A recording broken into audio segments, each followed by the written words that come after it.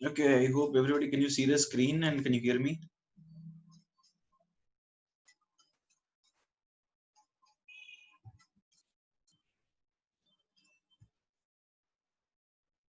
Okay, fine.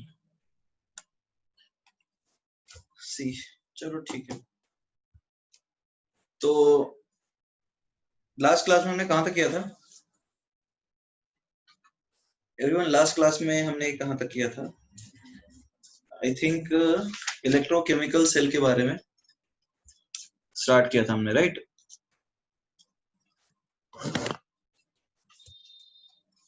हाँ, ठीक है. तो सी अभी जैसे हमने इलेक्ट्रोकेमिकल सेल के बारे में लास्ट क्लास पढ़ा था और हमने बेसिकली ये सीखा था कि how does an electrochemical cell work और उसका सेल रिप्रेजेंटेशन तक देखा था. तो आई होप उसमें किसी को डाउट तो नहीं है ना? मतलब समझ गया होगा कि जिंक रॉड का यूज क्या है, नेगेटिव पोलैरिटी क्रिएट करना. ठीक है, मैं एक क्विक रिकैप देता हूँ तुम्हें. बेसिकली जिंक रॉड का यूज क्या है? जिंक रॉड एक सोर्स ऑफ इलेक्ट्रॉन की तरह काम करता है. तो उसका काम है नेगेटिव पोलैरिटी जनरेट करना. नेगेटिव पोलैरिटी जनरेट करता है जिंक रॉड. अब जिंक रॉड को यदि तुम Zn2+ के सोल्यूशन में डालोगे तो Zn2+ थोड़ा सा रिएक्शन को कंट्रोल करता है, रिवर्सिबल बनाता है. उसी तरह कॉपर एक इलेक्ट्रो लेट से बोल सकते हो हाइड्रोजन से कम इलेक्ट्रो पॉजिटिव है, तो उसकी एक टेंडेंसी बनती है इलेक्ट्रॉन लेने की. तो वो एक तरह से पॉजिटिव की तरह काम करता है. अब तुम दोनों को कनेक्ट कर दो, एक को पॉजिटिव एक को नेगेटिव, तो क्या होगा? करंट मोमेंटरीली थोड़ी देर के लिए फ्लो होगा. ठीक है ना? करंट जो है थोड़ी देर के लिए, कुछ मोमेंट के लिए फ्लो होगा. Is that clear? क्योंकि वहां पे सर्किट कंप्लीट नहीं है. I hope it is clear everyone. वहां पे सर्किट कंप्लीट नहीं है तो करंट जो है वो थोड़ी देर के लिए ही फ्लो हो पाएगा, राइट? तो अब क्या करते हैं कि एडिशनल मैकेनिज्म यूज करते हैं जिसका नाम है सॉल्ट ब्रिज. सॉल्ट ब्रिज क्या करता है एवरीबॉडी? सॉल्ट ब्रिज ये इंश्योर करता है कि सर्किट कंप्लीट हो जाए. सर्किट कंप्लीट हो जाता है तो मतलब क्या है? इलेक्ट्रॉन एक डायरेक्शन में फ्लो होकर के वापस आ जाता है. Is that clear everyone? Circuit complete हो जाता है तो इलेक्ट्रॉन वापस मतलब फ्लो होने लगता है. जैसे इलेक्ट्रॉन जिंक रॉड से निकलता है तो वहां से SO4 2- आ जाता है, राइट? सॉल्ट ब्रिज होता क्या है? It is semi solid bridge जिसमें ग्लास वगैरह लगा देते हैं ताकि वो सेटअप वहां पे रहे. लाइकवाइज उसमें अगर अगर जेली होता है. अगर अगर जेली एक एल्गी है, प्लांट लाइक स्ट्रक्चर, जो कि पोरस मेम्ब्रेन्स प्रोवाइड करता है आयंस की मूवमेंट के लिए. Everybody is that clear? Okay. आगे की चीजों की बात करें तो होता क्या है सॉल्ट ब्रिज में? कुछ रिक्वायरमेंट्स होती हैं, लाइक कटायन और अनायन जो होता है. ठीक है, कटायन और अनायन जो होते हैं ना, आयंस सॉल्ट ब्रिज के अंदर, उनकी मोबिलिटी सेम होनी चाहिए. ठीक है, ये सारे बेसिक कंडक्शंस मतलब पैरामीटर्स थे. तो सॉल्ट ब्रिज तक का यहाँ काम ये था. अब रिप्रेजेंटेशन की बात करें कि how do we represent it, तो रिप्रेजेंट कैसे करते हैं? पहले एनोड लिखते हैं, ठीक है, फिर सॉल्ट ब्रिज लिखते हैं, फिर कैथोड लिखते हैं. ठीक है, इसमें किसी को डाउट है? Everybody is that clear? आगे बढ़ सकते हैं हम लोग? Okay fine. तो अभी देखो क्या है, जैसे बेसिक काम तो हमने सीखा कि कैसे काम करता है ये. अब जैसे सीधा सा कंसेप्ट है क्या? Yes, you have not missed anything. हमने अभी रिवीजन ही किया है. कुछ बच्चों ने बोला था कि एक बार पिछला टॉपिक रिवाइज करने के लिए, तो वो अब रिवीजन ही कर रहे हैं. You have not missed anything. Salt bridge, Chetan, salt bridge में क्या दिक्कत है? सॉल्ट ब्रिज बेसिकली करता क्या है, मैं फिर से बता रहा हूँ चेतन, ध्यान से सुनो. सॉल्ट ब्रिज का काम है सर्किट को कंप्लीट करना. समझ में आ रहा है? सर्किट कंप्लीट करना काम था सॉल्ट ब्रिज का. जैसे पहले तुम देख रहे थे सर्किट क्लोज्ड नहीं था, सॉल्ट ब्रिज आने से सर्किट क्लोज हुआ. ये समझ में आया? चेतन समझ में आ रही है? अब होता क्या था, जैसे पिछले केस में हम समझ पा रहे हैं कि इलेक्ट्रॉन्स निकल जाते थे जिंक रॉड से, तो ओवरऑल सोल्यूशन जो है मतलब रॉड प्लस सोल्यूशन वो न्यूट्रल नहीं रहता था. रॉड प्लस सोल्यूशन न्यूट्रल नहीं रहता था, राइट? अब जब इलेक्ट्रॉन्स निकल गए, अब जब इलेक्ट्रॉन्स निकल गए तो अब हो क्या रहा था? सोल्यूशन न्यूट्रल, मतलब न्यूट्रलिटी जो है डिस्टर्ब हो जा रहा था. पहले न्यूट्रल था, अब न्यूट्रलिटी डिस्टर्ब हो गया. तो इसके कारण एक रिवर्स पोटेंशियल जनरेट होता था और वो रिवर्स पोटेंशियल इलेक्ट्रॉन के फ्लो को रोक देता था. तो अब वही चीज सॉल्ट ब्रिज मेंटेन कर रहा है. इलेक्ट्रॉन जा रहा है तो सॉल्ट ब्रिज क्या करता है? It gives additional ion like से SO4 2- ताकि न्यूट्रलिटी मेंटेन रहे. Chetan is that clear? Chetan is that clear? अब कुछ रिक्वायरमेंट्स ये भी है सॉल्ट ब्रिज की प्रेसिपिटेट नहीं बनाना चाहिए पानी में, ठीक है। दूसरी चीज ये है कि आयंस की मोबिलिटी सेम होना चाहिए। ओके, सर्वेस पूछ रहा है कि इस चैप्टर में वॉल्यूमेट्रिक कहाँ तक लगता है। सो देखो इलेक्ट्रोकेमिस्ट्री में यदि तुम्हें बोलूं मैं तो ऐसा कोई लिमिट नहीं है। इलेक्ट्रोकेमिस्ट्री में बहुत सारी चीजें लग जाती हैं रिलेटिवली। यदि तुम अच्छे लेवल के हाँ स्ट्रॉन्ग इलेक्ट्रोलाइट होना चाहिए तो बेसिक रिक्वायरमेंट तभी आंसर आएगा।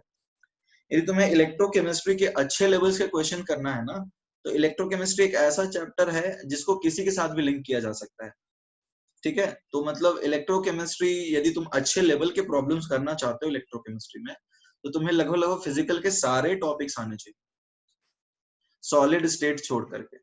सॉलिड स्टेट, सरफेस केमिस्ट्री और न्यूक्लियर केमिस्ट्री छोड़ करके बाकी सारे टॉपिक्स इसमें मिक्स किए जा सकते हैं। एटॉमिक स्ट्रक्चर भी छोड़ दो, एटॉमिक स्ट्रक्चर भी मिक्स नहीं हो सकता, एटॉमिक मिक्स नहीं हो सकता इसके साथ।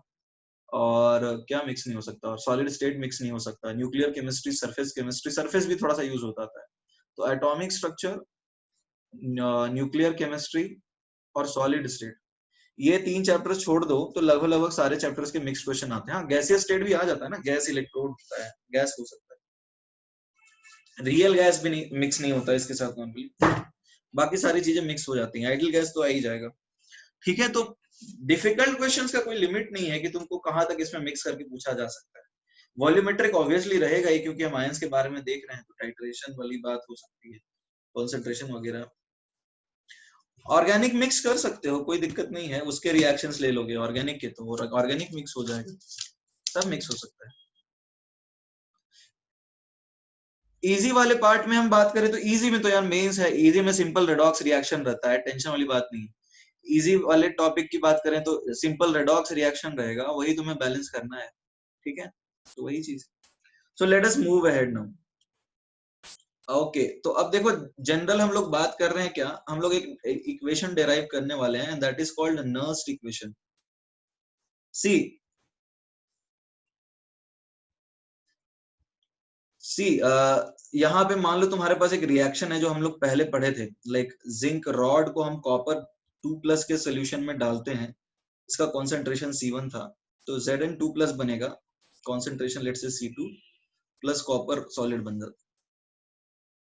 अब क्या है कि डेल्टा G जो होता है that is delta G0 plus RT log Q to the base E, ठीक है ना। हम जानते हैं delta G is minus NFE and delta G0 is minus NFE0, तो अब ये आ जाएगा प्लस RT log Q। तो अब देखो माइनस NF से डिवाइड करें तो हमें क्या मिलेगा, E cell is equal to E0 cell minus RT upon NF log Q to the base E। Everybody ये समझ में आया रिलेशन कैसे आया? एवरीबॉडी ये रिलेशन समझ में आया कैसे आया? Everybody say yes or no, is that clear how you got this relation? Can you hear me? तो इसको हम बोलते हैं नर्स्ट इक्वेशन। तो बेसिकली देखो तुम यहाँ पर क्या देख रहे हो कि जब भी हम कोई बेसिक फंडामेंटल फॉर्मूला इलेक्ट्रोकेमिस्ट्री में हम डिफाइन करते हैं तो हम थर्मोडायनेमिक्स ही यूज करते हैं, ठीक है। तो चेतन बोल रहा है वंस अगेन, देखो थर्मोडायनेमिक्स में एक रिलेशन होता है कि delta G is delta G0 plus RT log Q, right. Delta G is delta G0 plus RT log Q। Chetan is that clear? ये रिलेशन तो जानते होगे, चेतन इज दैट क्लियर? ओके, तो अब डेल्टा जी को हम लिख सकते हैं माइनस NFE, डेल्टा G0 को हम लिख सकते हैं माइनस NFE0 और RT log Q को वैसे ही छोड़ दिया, माइनस NF को डिवाइड कर दिया LHS में भी और RHS में भी, तो ये मिला E cell is E0 cell minus RT upon NF log Q, ठीक है। Chetan is that clear? This equation can be used to calculate EMF, ठीक है ना, at non standard cases. I will tell you what are non standard cases. Everyone यहाँ तक किसी को कोई डाउट है? आगे बढ़ जाएं अब, एवरीबॉडी आगे बढ़ सकते हैं या नहीं? किसी को डाउट है? देखो R नॉर्मली तुम जानते हो कि R की वैल्यू होती है 25/3 SI यूनिट में, टेम्परेचर नॉर्मली 298 केल्विन होता है, और फैराडे होता है 96500 कूलम। तो इसको हम सब्स्टिट्यूट कर दें तो ये वैल्यू कैसे निकल के आती है, it is E cell minus E not cell, sorry E cell is equal to E minus, sorry E not cell minus 0.0591 n log q to the base 10। ठीक है, log यहाँ पे 2.303 भी हमने मल्टीप्लाई किया है, ठीक है ना।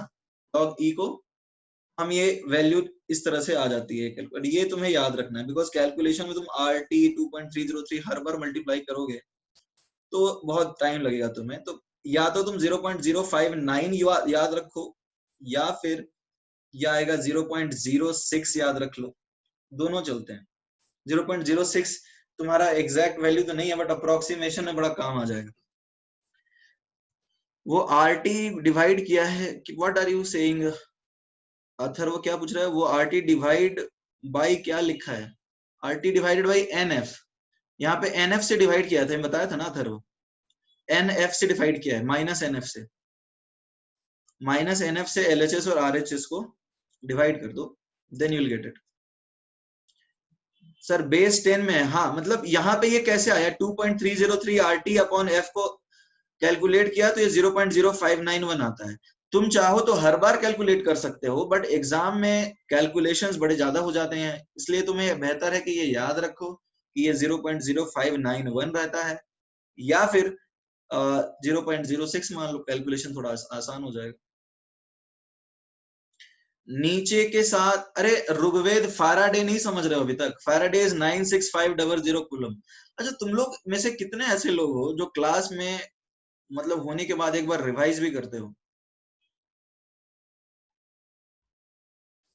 देखो it is a basic thing, मतलब जब आप नेक्स्ट क्लास में आते हैं तो आपको ना पिछले क्लास का थोड़ा एक बार रिवाइज कर लेना चाहिए।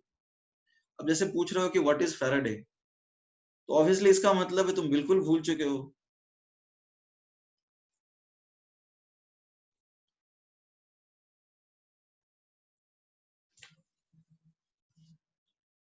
Fine, so you have this result, E cell is equal to E naught cell।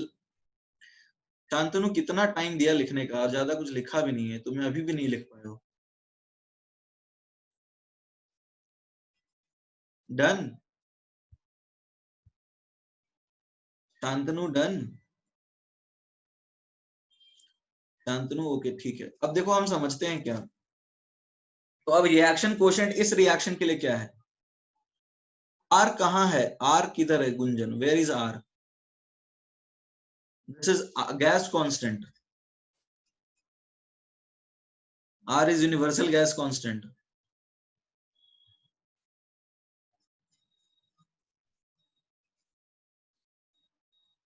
That clear Gunjan, R is gas constant.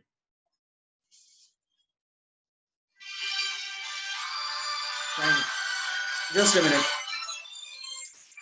Hello, हाँ बोलिए, मैं आपको शाम में कॉल करूंगा, थोड़ा बिजी हूँ।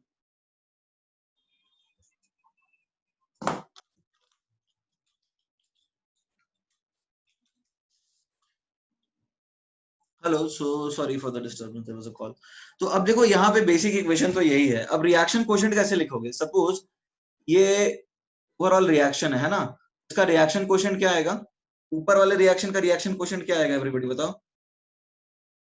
Zn2 plus upon Cu2 plus, is that clear? Everybody is that clear और नॉट? तो लाइकवाइज हम इस तरह से लिख सकते हैं, रिएक्शन कोशेंट जो भी रिएक्शन में है, और Cu और Zn दोनों एक्टिव नहीं है इसलिए हमने उनको नहीं लिखा है। आई होप ये आपको समझ में आ रहा होगा कि why have we not written Cu and Zn solid, क्योंकि वो एक्टिव नहीं है। तो अब देखो क्या है कि यहाँ पे हम ऐसे डिफाइन करें कि when reaction quotient is 1, reaction quotient यदि 1 होगा तो E cell will be E naught cell, is that clear? If reaction quotient is 1 then E cell will be E naught cell। तो हम सीधा ऐसा बोलेंगे, इसको क्या बोलेंगे, standard EMF, standard EMF. NCERT इस चीज को कैसे लिखता है बताता हूँ। देखो एनसीईआरटी क्या लिखता है कि कॉन्सेंट्रेशन सारे आयंस के, जैसे Zn2 प्लस का कॉन्सेंट्रेशन 1 हो, Cu2 प्लस का कॉन्सेंट्रेशन 1 हो, टेम्परेचर 298 केल्विन हो, प्रेशर 1 atm हो, तो उस कंडीशन पे जो सेल पोटेंशियल होता है उसको वो बोलता है standard cell potential.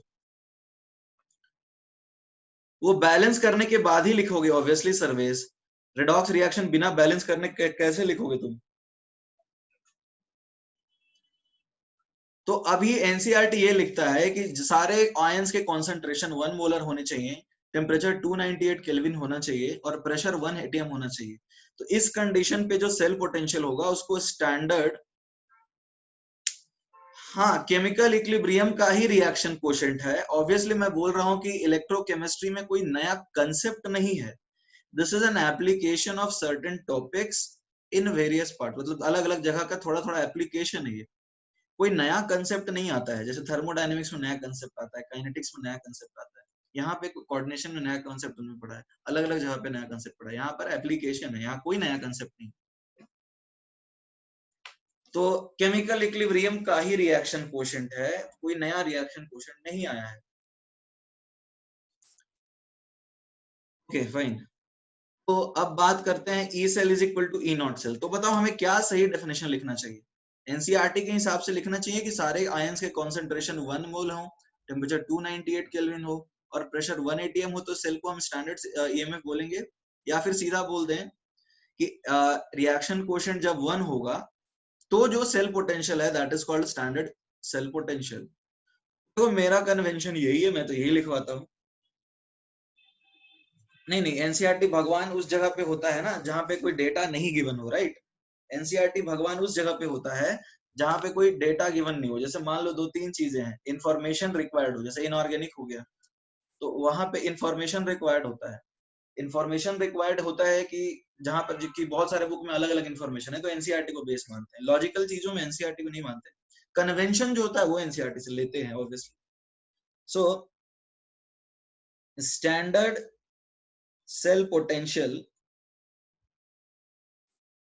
is the cell potential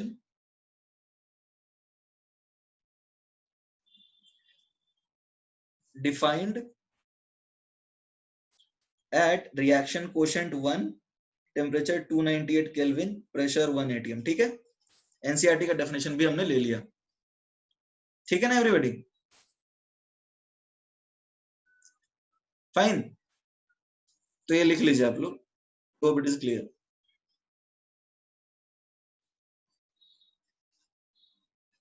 okay, everybody written? अरे ठीक है Naman, I can hear that, VKJ का discussion I could hear that, देख लिया मैंने। Focus on this part only, ठीक है? Okay fine. अब देखो आगे बढ़ जाए यदि कि when E cell is equal to 0, इसका मतलब क्या है बताओ? ई सेल 0 हो गया इसका मतलब क्या है एवरीबॉडी? ई सेल 0 हो गया इसका मतलब क्या है? Reaction is no longer moving in forward direction, right? इसका मतलब ये है कि reaction is no longer spontaneous.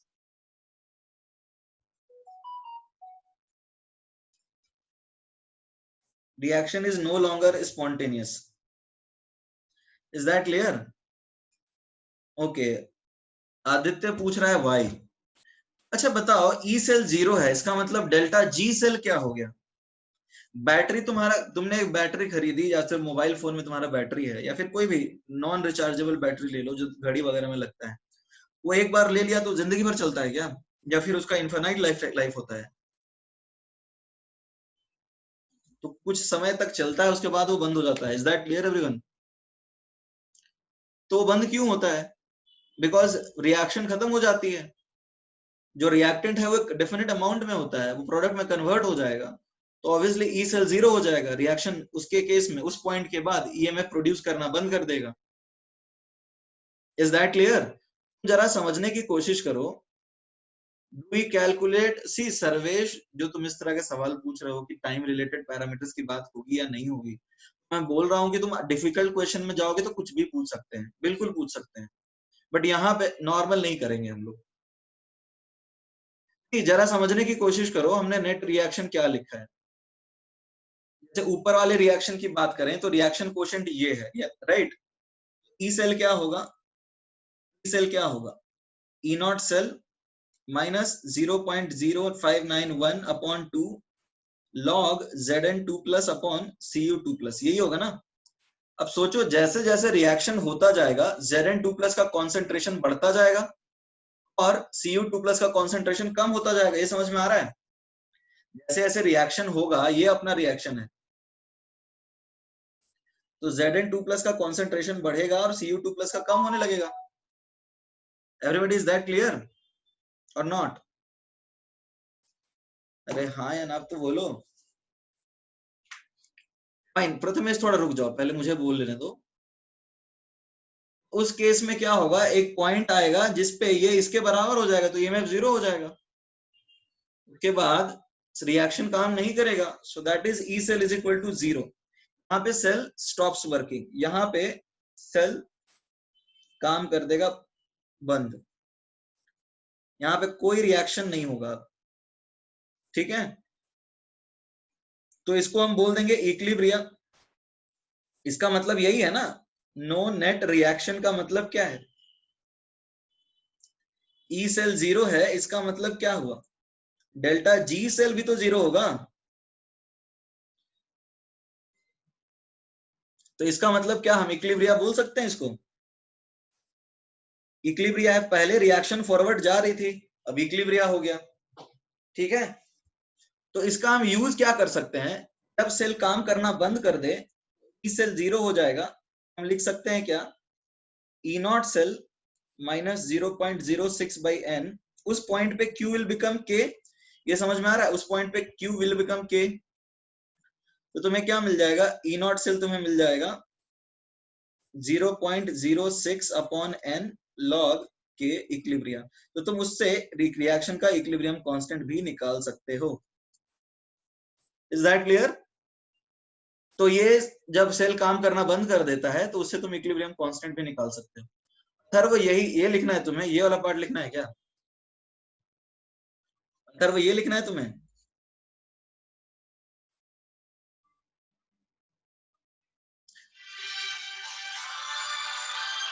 अरे कौन, एक मिनट रुको। हेलो, हाँ बताइए। नहीं अभी मैं बिजी हूँ, you can call me later.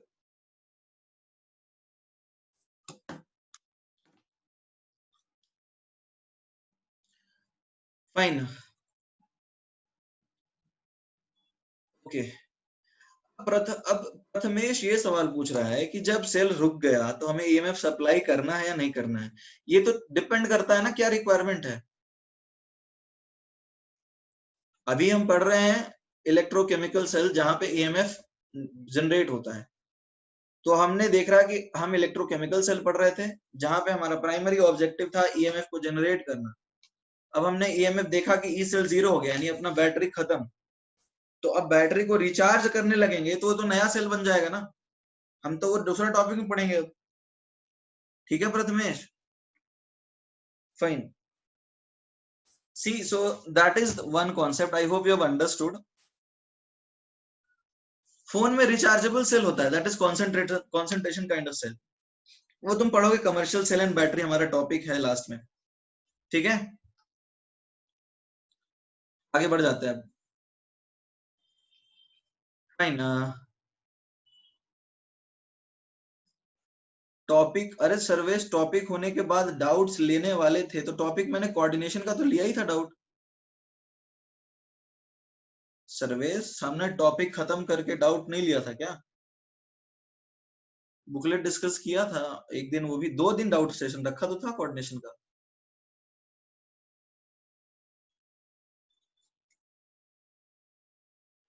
Voltage Atharva Shinde, अरे यार वोल्टेज की बात नहीं कर रहे हैं, यदि तुम रिचार्ज करोगे।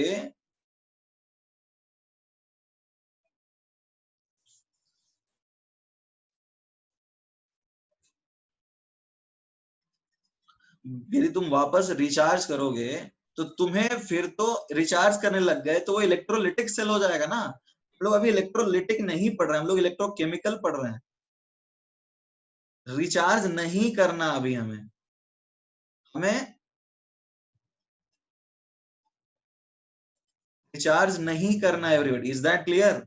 रिचार्ज कर देंगे तो इलेक्ट्रोलिटिक हो जाएगा, हम इलेक्ट्रोकेमिकल पढ़ रहे हैं, वो दूसरा केस चला जाएगा। ठीक है, तो let us come down to this topic. अब देखो अपना टॉपिक तो बेसिक कवर हो गया हमने, कि हमने सीखा कि what is exactly electrolytics, sorry electrochemical cell. अब मैं तुम्हें छोटा सा क्वेश्चन देता हूं। तुम्हारे पास ये सेल है, Cr से Cr3+ जा रहा है, कॉन्सेंट्रेशन 0.1 मोलर है, सॉल्ट ब्रिज लगा दिया। Fe2+ 0.01 molar, Fe temperature 298 kelvin है, स्टैंडर्ड कंडीशन। ठीक है, अब तुम्हें दे रखा है E0, Cr से Cr3+, sorry just a minute, this is Cr3+ to Cr, है ना, not Cr3+ to Cr, this is minus 0.72 volt, and E0 Fe2+ से Fe, this is minus 0.42 volt। अब आपको करना क्या है, आपको इसका E सेल निकालना है। This is an easy question जो कि जेई मेन का है।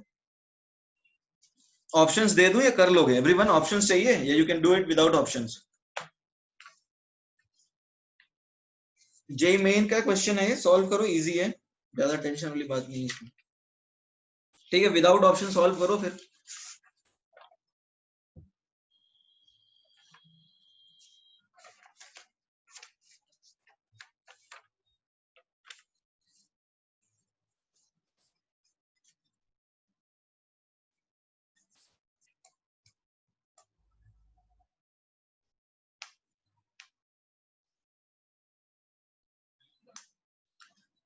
0.42, this is minus 0.42 and this is minus 0.72. Is that clear, Pratik?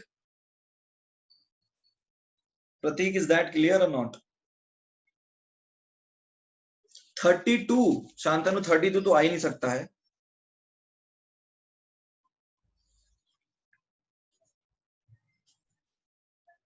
Should I give you the options? Okay चलो ऑप्शंस दे देता हूं मैं तुम लोग को, जेई मेन का ही क्वेश्चन है।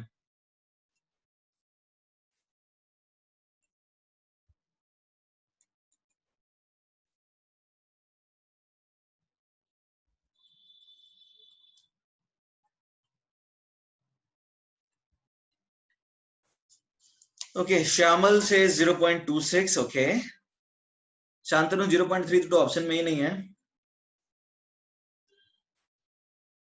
ओके सौरभ, ठीक है।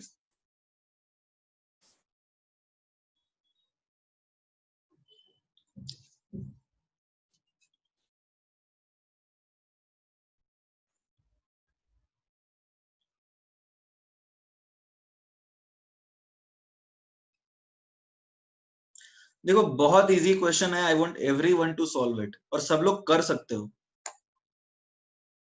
बहुत आसान क्वेश्चन है। दो बच्चों ने सही आंसर भी दिया है।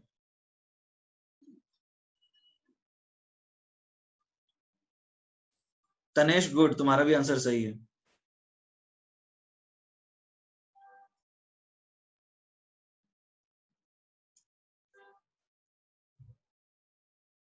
तुम्हें करना क्या है समझ में आ रहा है ना? नहीं नहीं, डी, हाँ डी, दुर्वा, your answer is also correct, good.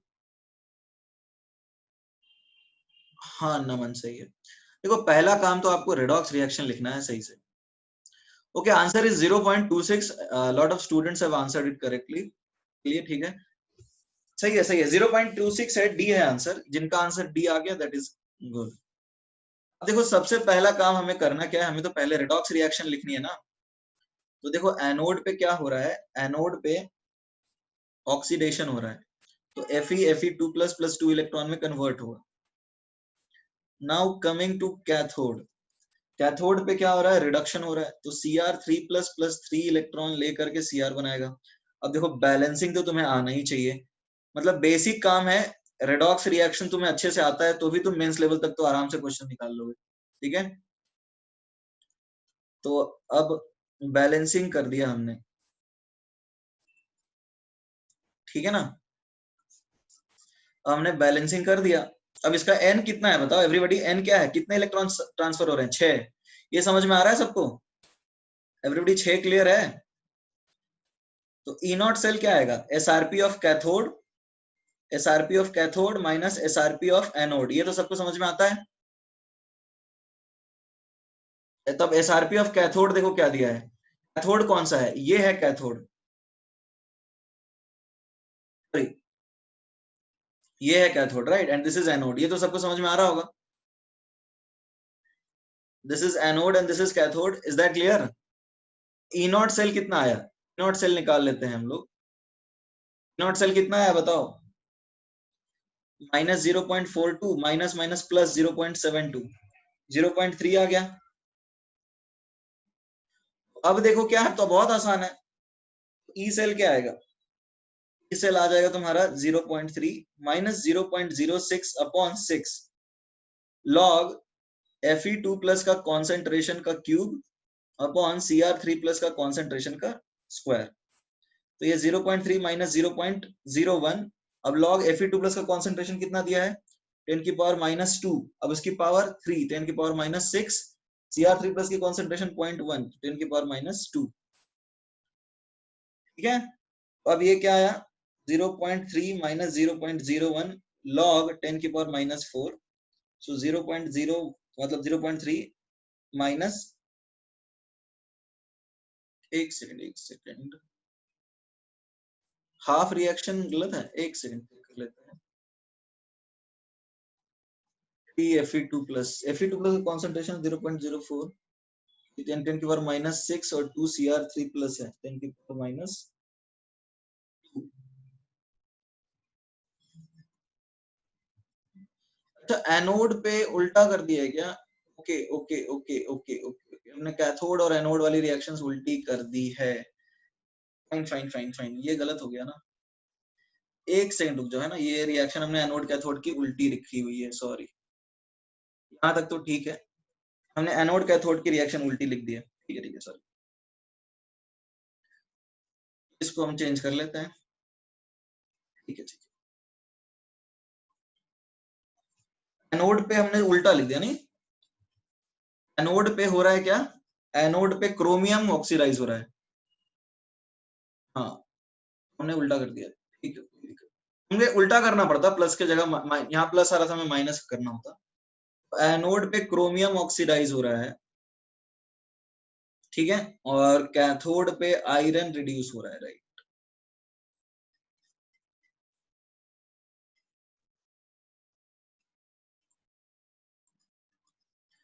अरे कोई बात नहीं, सही है ना, मतलब काट दिया पूरी तरह से, अब अच्छा लगता नहीं है ना, पूरा फिर से लिख देते हैं, कोई दिक्कत।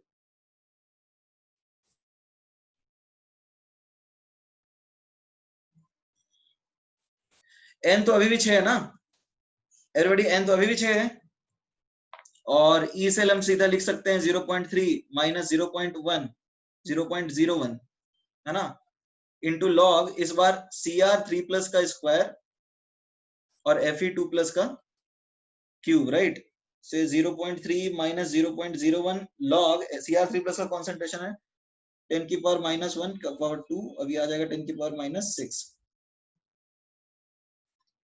ठीक है एवरीवन, यहाँ तक कोई दिक्कत है, किसी को समझ में आया नहीं आया, इसमें किसी को डाउट है, everybody is that clear,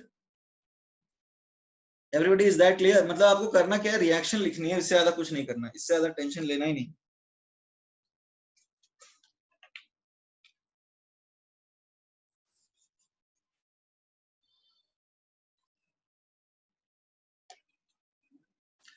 reaction quotient गलत नहीं लिखा था एक्चुअली, सर्वेस यहाँ गलती ये थी कि मैंने ऊपर नीचे स्क्रॉल किया ना मैंने, तो देखा नहीं कि एनोड क्या है कैथोड क्या है, कैथोड वाली रिएक्शन एनोड पे लिख दी और एनोड वाली रिएक्शन कैथोड पे लिख दी, ठीक है, दैट इज व्हाई वो गलत आया, ठीक है, उल्टा कर, रिएक्शन गलत लिखा हुआ था तो रिएक्शन सही कर दिया, उसके बाद देख लो रिजल्ट आ जाएगा, रिएक्शन उल्टे लिख दिए थे गलती से, इसलिए उल्टा आ गया था वैल्यू,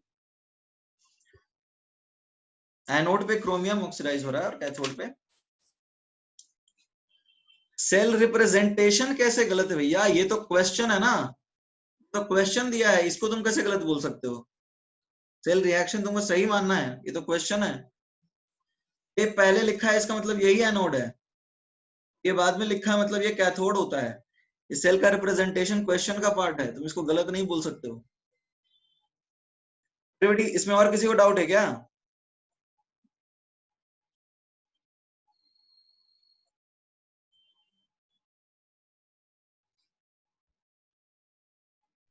एवरीवन डन?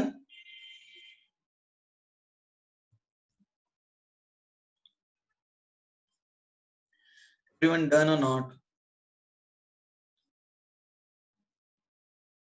ओके ठीक है, देखो नेक्स्ट क्वेश्चन है हमारा। नेक्स्ट क्वेश्चन इजी है। देखो तुम्हारे पास एक सेल दिया है Zn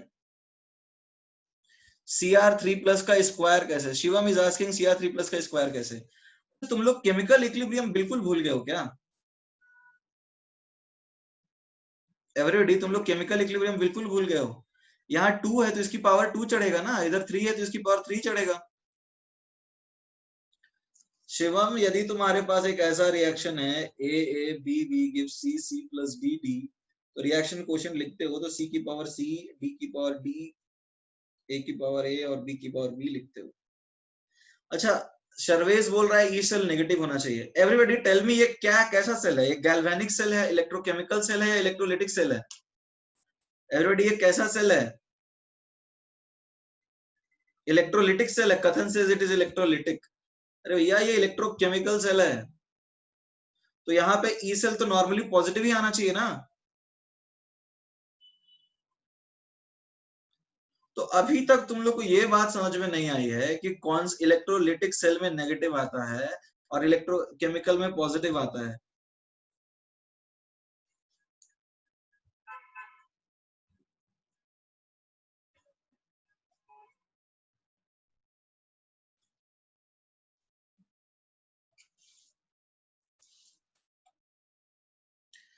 देखो यहाँ पे Zn से Zn2+ 1 मोलर है। नाउ कॉपर 2+1 मोलर से कॉपर, ये तुम्हारा 298 केल्विन पे सेल बनाया हुआ है, ठीक है। इसका E0 सेल तुम्हें दे रखा है 1.1 वोल्ट, जस्ट ठीक है। लिखा है कि the above cell was allowed to discharge completely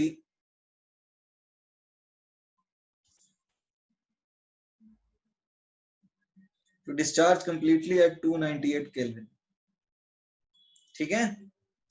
तो तुम्हें पूछा जा रहा है calculate the ratio Zn2+ upon Cu2+, ठीक है। किस पॉइंट पे? जब ये डिस्चार्ज हुआ।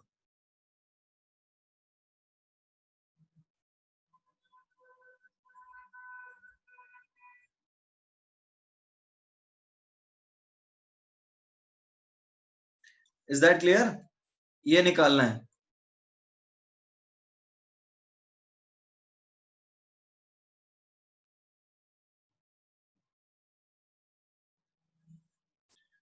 एवरीबॉडी, ये पूछा गया है किस टाइम पे? ये पूछा गया एट द टाइम, नहीं अथर्व गलत है आंसर तुम्हारा। When the cell is discharged, when the cell is discharged, ठीक है। अरे ये तुम्हें दिया हुआ है, इसका मतलब समझ में आ रहा है क्या है? इस कंडीशन पे दिया है, इसका मतलब इसका स्टैंडर्ड सेल रिएक्शन दिया है तुम्हें। क्वेश्चन तो तुम्हें खुद ही समझना होगा। क्वेश्चन में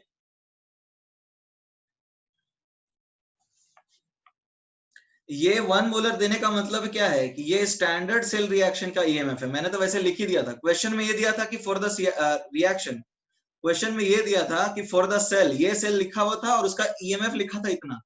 इसका मतलब क्या है? इसका मतलब है कि स्टैंडर्ड ईएमएफ दिया है इसका, और कुछ नहीं।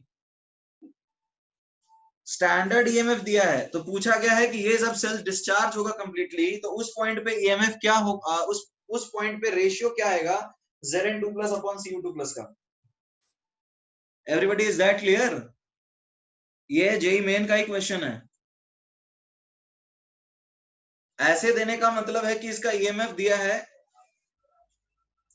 एक्चुअली में यू आर, एक और डेटा ले लो, इट 1.1 अपॉन 0.0591 इज 18.65, ये भी इंफॉर्मेशन क्वेश्चन में दी हुई।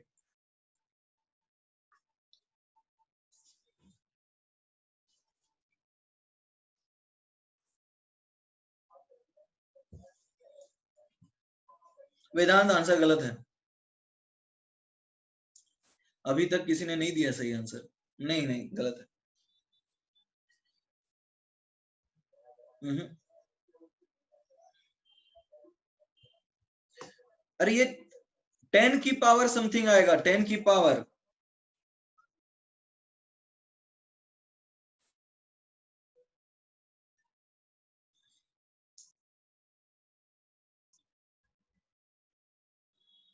तुमसे पूछा है मैंने कि वैल्यू क्या आएगा, तुम बता सकते हो ना। 10 की पावर 37 उसके आसपास आना चाहिए। देखते हैं क्या आता है कि जब सेल डिस्चार्ज होगा, एवरीबॉडी जरा ध्यान दीजिए, जब सेल डिस्चार्ज होगा तो सेल रिएक्शन तो यही है ना, Zn plus Cu2 plus forms Zn2 plus plus Cu, right. तो जब सेल डिस्चार्ज होगा तो ई सेल 0 हो जाएगा।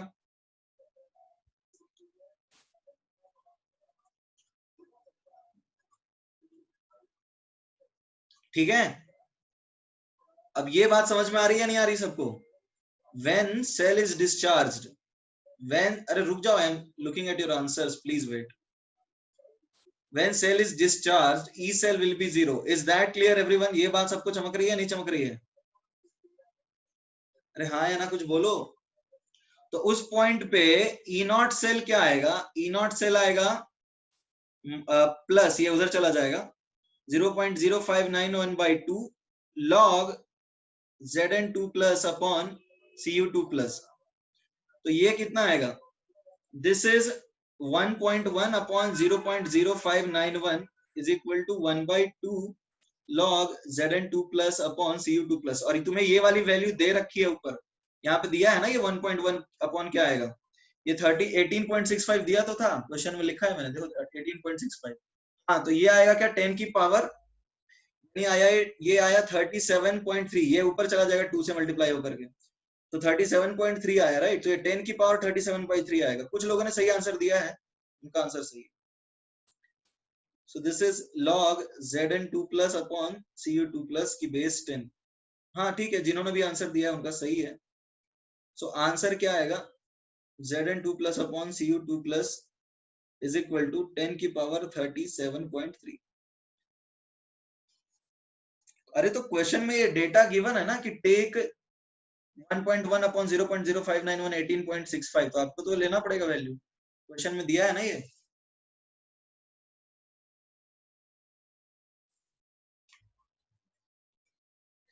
Everybody, is that clear or not?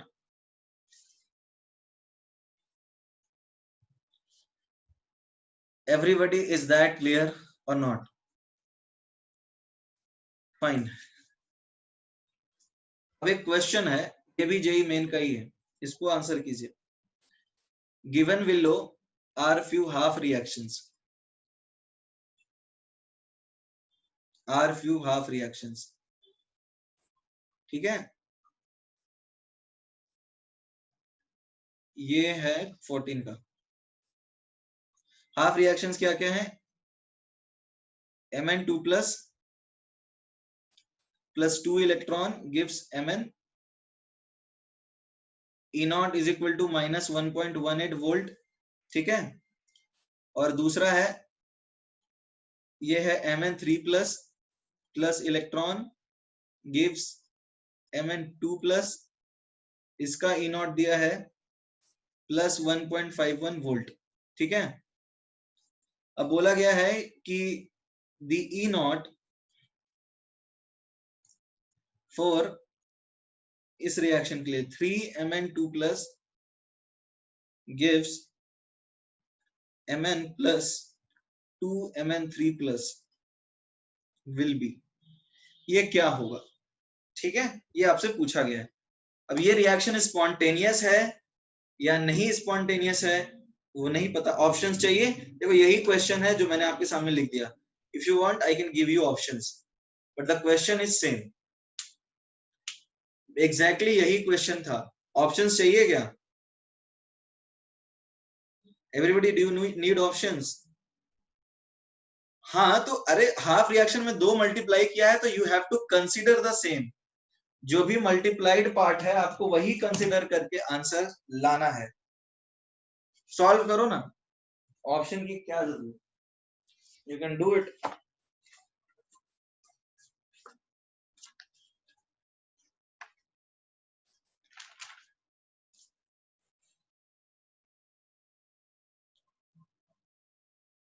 No no, zero नहीं है। ओके ठीक है, टेक ऑप्शंस ले लो फिर तो अजीबो गरीब तुक्के मारेंगे लोग।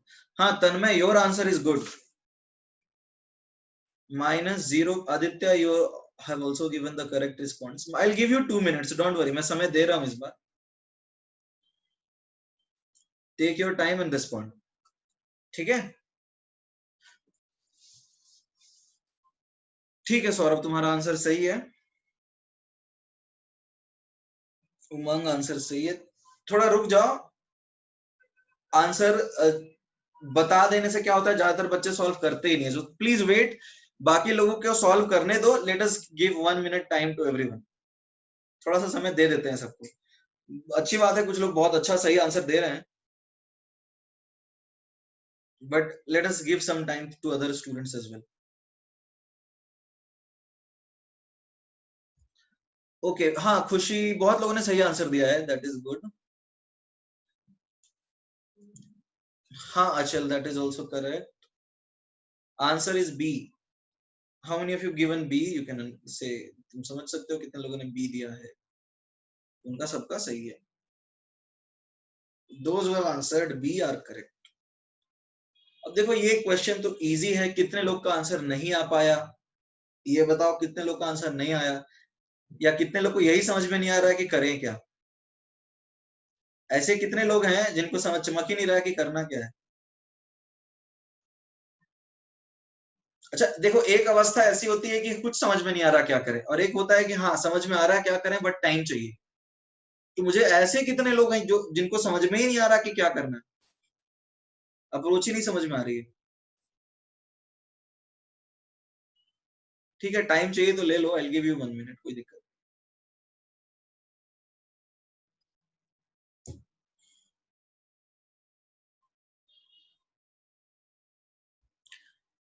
ठीक है, आ गया तो थोड़ा सा रुक जाओ, कुछ लोगों को टाइम चाहिए उनको दे देते हैं समय।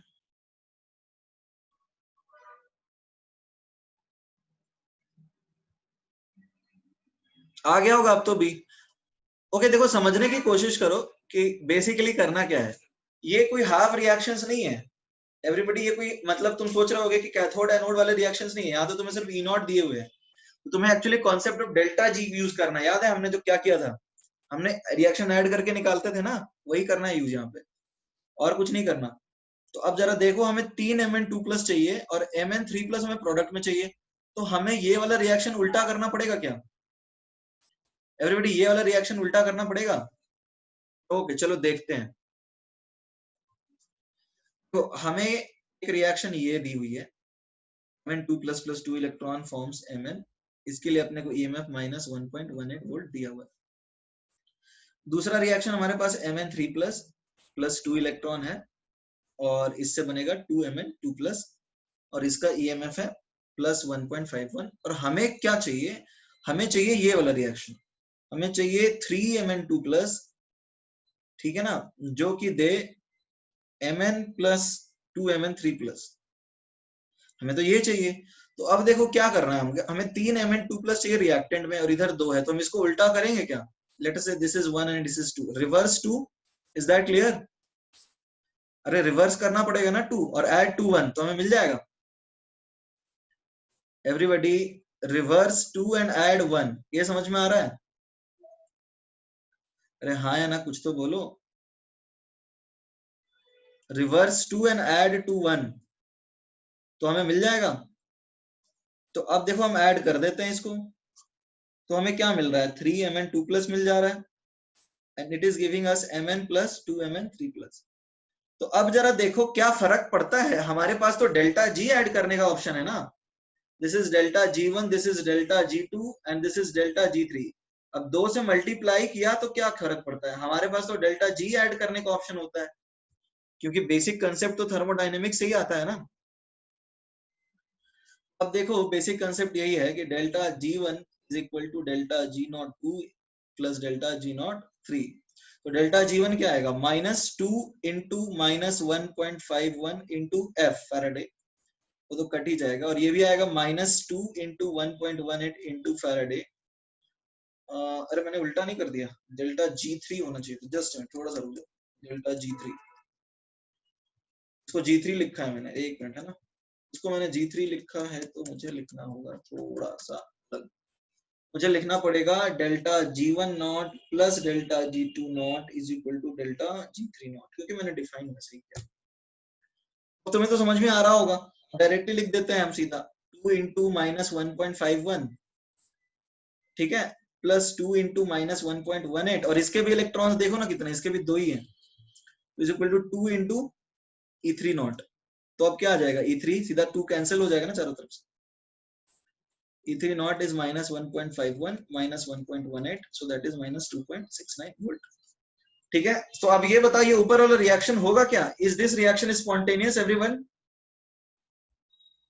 Everyone is this reaction spontaneous, no, so this reaction is non spontaneous. और ऐसे पूछे तुमसे कि ये रिएक्शन होगा या नहीं होगा, तो तुमसे तुम्हारा आंसर आना चाहिए कि ये रिएक्शन नहीं होगा।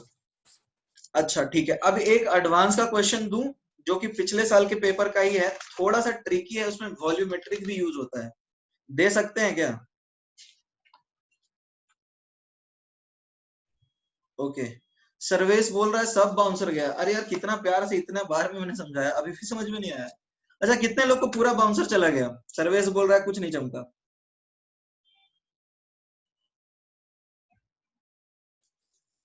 सर्वेश बोल रहा है कुछ नहीं चमका। ओके सर्वेश, बाकी सबको समझ में आया?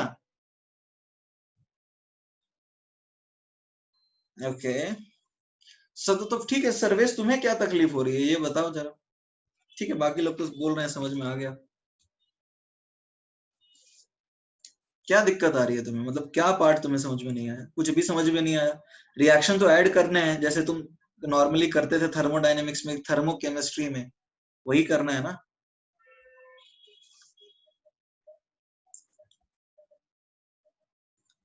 एवरीबॉडी डेल्टा जी का एडिशन नहीं समझे हो? अरे डेल्टा जी क्यों ऐड करते हैं, because delta G state function है। वो डेल्टा G1 में 2 मल्टीप्लाई क्यों किया है एवरीबॉडी, यहाँ पे एन फैक्टर क्या है, यहाँ पे एन फैक्टर 2 है, ये समझ में आ रहा है, 2 इलेक्ट्रॉन ट्रांसफर हो रहा है, यहाँ पे 2 क्यों मल्टीप्लाई किया, क्योंकि यहाँ पे 2 इलेक्ट्रॉन आ रहा है, यहाँ पे भी 2 2 कैंसिल हुआ, तो इसका भी 2 ही है ना, इसलिए 2 मल्टीप्लाई किया। हमने ये रिलेशन पढ़ा था N1 E1 plus N2 E2 is equal to N final E final, ऐसा ही तो पढ़ा था। तो यहाँ देखो ना सब में 2 2 ही तो है, इसलिए 2 मल्टीप्लाई किया है।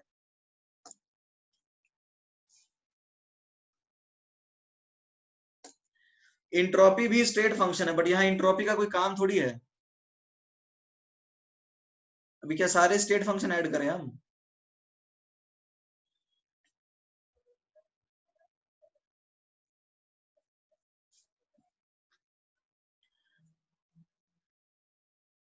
एवरीबॉडी आगे बढ़ सकते हैं? Okay fine. तो देखो ये क्वेश्चन थोड़ा सा डिफिकल्ट है, देखो कितने लोग कर पाते हो, ये एडवांस का ही है। तो अब देखो एक टाइट्रेशन दिए हुए है, टाइट्रेशन मतलब वॉल्यूमेट्रिक मिक्स्ड है। क्वेश्चन क्या है, MnO4, ये कुछ हाफ रिएक्शंस दिए हुए हैं, उनको एक बार लिख लो, तुम भी लिखते जाओ मेरे साथ। Final reaction is non spontaneous. Everybody इसमें 3 4 रिएक्शंस हैं, so please keep on writing, because हो सकता है मैं नीचे स्क्रॉल कर दूंगा तो तुम्हें दिखेगा नहीं screen, so just right the equations with me, ठीक है? This is a question, so keep writing the equations.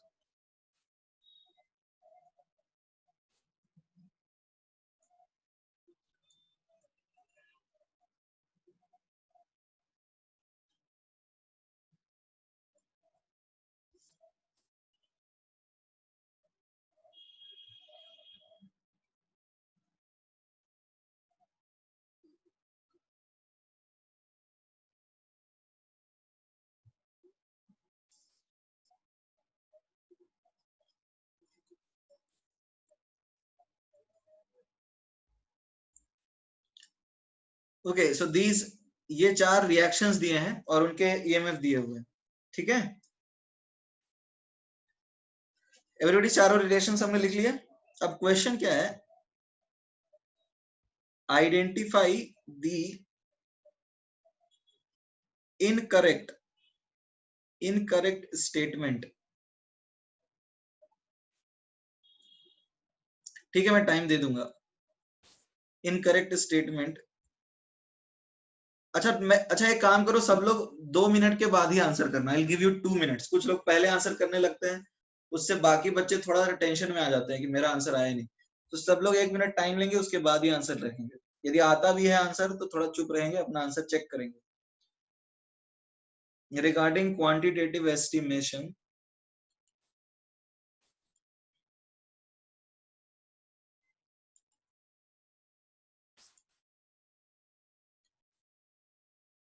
Of Fe2+। ठीक है, ऑप्शंस दे देता हूं मैं। ऑप्शन ए है MnO4- can be used in aqueous HCl।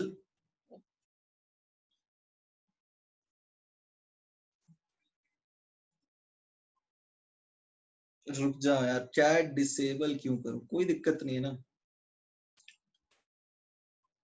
एक ही आंसर है, ठीक है, एक ही आंसर है everybody. I hope you have written the options. मैंने बोला था क्योंकि मैं स्क्रॉल कर दूंगा नीचे, तुमने लिखा होगा ऑप्शन।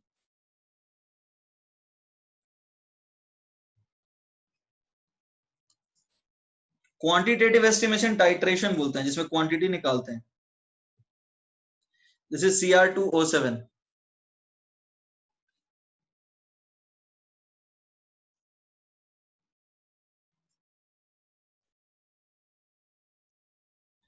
क्वांटिटेटिव एस्टिमेशन मतलब टाइट्रेशन, जैसे N1V1 N2V2 करके निकालते हैं ना अननोन सोल्यूशन का normality by making use of known solution. I hope ये तो सबको पता होगा। तो क्वांटिटेटिव एस्टिमेशन का मतलब क्या है कि Fe2+ का कोई सॉल्ट ले सकते हो, जैसे FeSO4 ले सकते हो, फेरस नाइट्रेट ले सकते हो, कुछ भी ले सकते हो। उसका टाइट्रेशन करवाना है। अब इसमें 4 ऑप्शन दिए हैं, यानी कि इनके साथ करवाना है, ठीक है। और ये रिएजेंट दिया हुआ है। तो किसके केस में बोल रहा है कि कौन सा स्टेटमेंट इनकरेक्ट है, यानी कौन सा टाइट्रेशन पॉसिबल है, नहीं है। इनकरेक्ट मतलब समझ रहे हो, कौन सा टाइट्रेशन पॉसिबल नहीं है। टाइट्रेशन में क्या होता है, एक एक नोन सोल्यूशन होता है और एक अननोन सोल्यूशन होता है, और रिएक्शन नोन और अननोन के बीच में होता है, साथ में एक रिएजेंट ली जाती है, राइट। तो अब मान लो Fe2+ का क्वांटिटेटिव एस्टिमेशन कराना है, तो दिस इज अननोन, ठीक है। तो ये 4 नोन सॉल्यूशंस हैं, A B C D, और इनके रिएजेंट साथ में। आंसर आ गया तो भी बताना नहीं है, बाकी लोग सोचिए आराम से।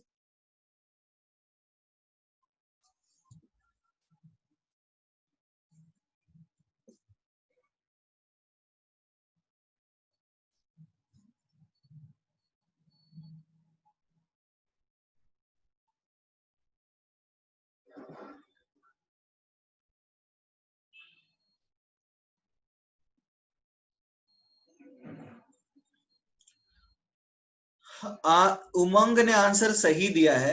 एंड चैट आई थिंक मेरे, हाँ होस्ट ओनली है, तो ऑब्वियसली तुम्हारे आंसर नहीं आएंगे बाकी को, ठीक है। उमंग, सौरभ सही है, ठीक है, तुम लोगों ने आंसर सीख दिया है अब तक। अंशुमन ठीक है, सौरभ सही है। मैं आंसर नहीं बताऊंगा, डोंट वरी। सोचो, अपने हिसाब से सोचो। हाँ अद्वैता सही है, गुड।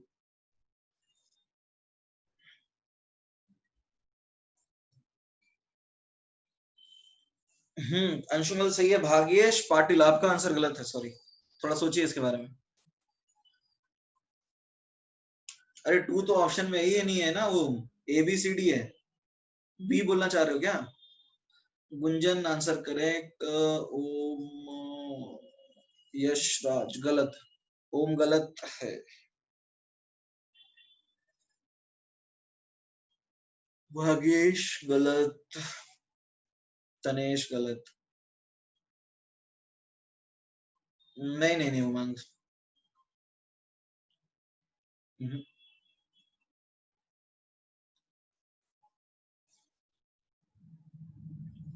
नहीं नहीं, भागेश शुभम गलत है आप लोग का आंसर। भागेश, अभी तुम तो सब ट्राई मार रहे हो यार, ए बी सी डी 4 बार लिख के भेज दोगे तो कोई ना कोई तो सही होगा ही ना।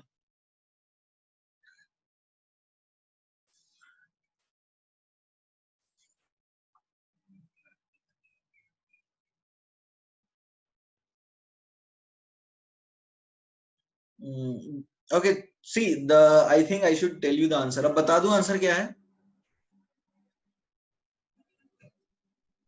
एवरीबॉडी आंसर बता दूं अब?